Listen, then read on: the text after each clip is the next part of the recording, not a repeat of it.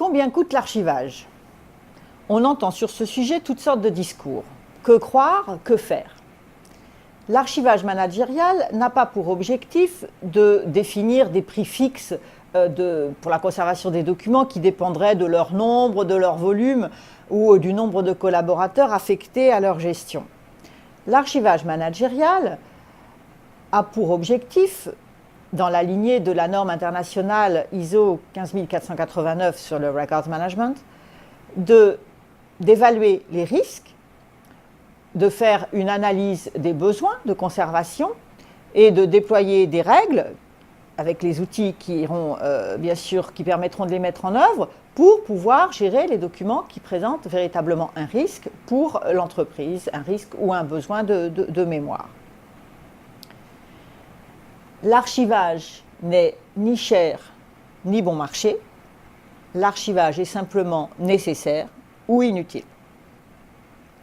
Parler des coûts de l'archivage sans avoir identifié ce qu'on voulait archiver n'a guère de sens.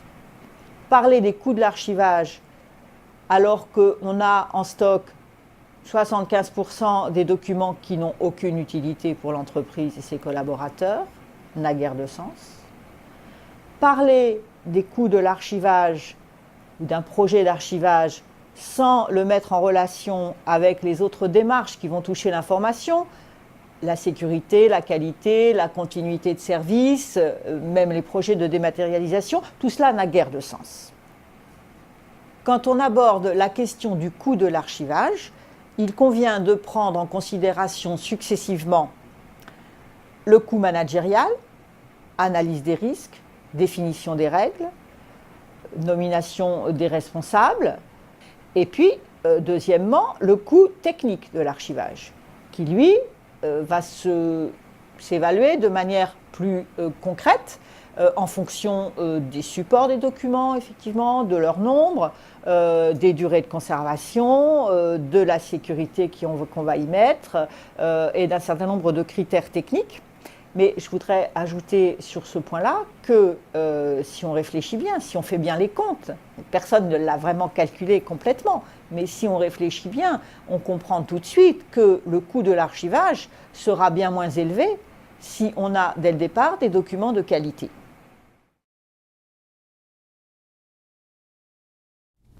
Pour les coûts d'un projet d'archivage, il y a deux axes. Le premier axe concerne ce qu'on peut voir au niveau de la dématérialisation.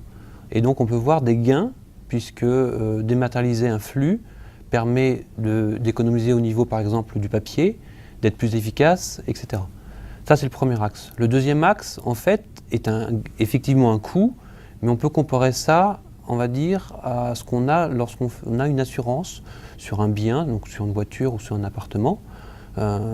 C'est un mal, on peut dire, nécessaire, parce que chaque année, on paye. En revanche, si le sinistre survient, on est bien content d'avoir cette assurance pour se faire rembourser. Il faut donc voir un peu l'archivage de la même façon. Et donc, il est très important de pouvoir découper son projet d'archivage et d'identifier concrètement les documents que l'on veut archiver pour ne pas surarchiver en quelque sorte, comme on est sûr, on va dire, surassuré. Il faut aussi identifier les bons formats et la bonne durée de conservation.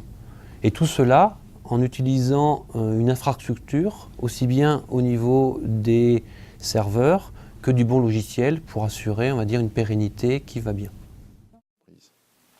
Deuxième axe, c'est un coût accru et des gaspillages économiques. Effectivement, nous allons, avec nos documents, occuper des locaux et ces locaux vont nous coûter. Nous allons aussi avoir des risques de dégradation des documents que nous allons stocker dans des endroits qui ne sont pas réalisés et construits pour cet effet. Alors qu'un tiers archiveur papier ou un tiers archiveur numérique est un professionnel dans la gestion de la logistique de ce type de documents. Et en troisième lieu, ce sont des pertes d'efficacité que nous avons tous connues. Le premier, une personne est partie, nous sommes en cours de négociation avec des constructeurs, des fournisseurs, et de là nous sommes obligés de reprendre à zéro la partie de négociation.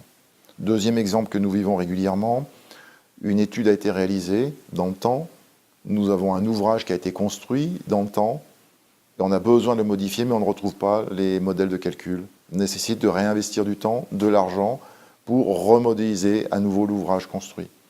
Et troisième exemple qu'on peut donner, qui est un exemple qu'on a tous vécu un jour dans notre carrière, nous arrivons dans un bureau, les armoires sont pleines, et la question qu'on se pose, que va-t-on faire de cela?